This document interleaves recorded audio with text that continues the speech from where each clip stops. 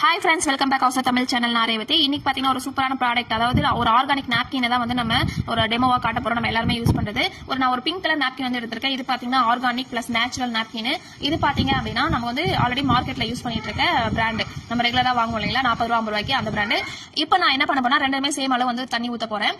But இந்த இதுல பாத்தீங்கன்னா நான் வந்து 50 ml கப் வந்து எடுத்து ஊத்துறேன். இல்ல 50 ml தாண்டி எக்ஸ்ட்ராவே கொஞ்சம் வந்து ஊத்துறேன்.